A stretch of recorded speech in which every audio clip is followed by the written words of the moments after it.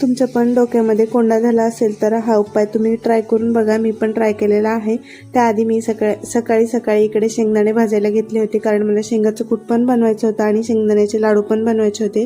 ड्रायफ्रूट्सचे गुळ शेंगदाणे टाकून मी लाडू बनवत असे. याची रेसिपी मी आधीच शेअर केलेली आहे. तुम्हाला पाहिजे असेल तर नक्की एकदा चेकआउट करा. शेंगदाणे भाजून झाले, त्याला थोडेसे थंड केले, तोपर्यंत मी बाहेर रांगोळ काढून आले आणि नंतर लाडू वळायला घेतले होते. लाडू केले छान ड्रायफ्रूट्सचे आणि नंतर इकडे 2 कापूर घेतले होते मी. त्याला हातानेच बारीक करायचं आहे.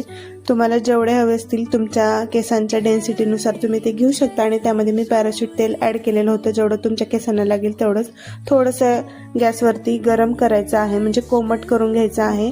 आणि इकडे मी सगळं ते असं केसांना लावलेलं होतं, कारण डोक्यामध्ये खूप डॅन्ड्रफ झाला होता. त्याचा मला खूप त्रास होते. दुपारी जेवणामध्ये मुगाची डाळ, भेंडीची भाजी आणि चपाती भात असं बनवलं होतं. सायंकाळच्या वेळी इकडे मुली आल्या होत्या ह्या छोट्या छोट्या आद्विकसोबत खेळण्यासाठी, आणि आद्विकने इकडे जो काही पसारा मांडून ठेवलेला होता त्याला तो काढू द्यायचा नसतो आणि त्या काढत असतात. संध्याकाळच्या वेळी जेवणामध्ये मी हिरव्या टोमॅटोचा ठेचा करायला घेतला, पण झालं काही वेगळंच. जेव्हा मी टोमॅटो कापायला घेतले तेव्हा ते चांगलेच नव्हते. वरून एवढे छान दिसत होते ते टोमॅटो, म्हणून मी घेतलेले होते.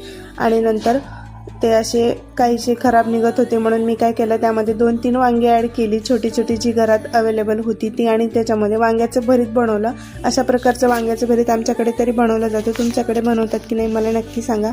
आणि हे सगळं तेलामध्ये थोडंसं भाजून घेऊन मी वाफवून घेतलं टोमॅटो आणि वांगे. छान झाल्यानंतर ते होईपर्यंत मी इकडे भाकरी बनवून घेतल्या. भाकरी पण छान फुगल्या होत्या. टम्म अशा वांग्याचं भरीत आणि भाकरी असा रात्रीचा बेत होता.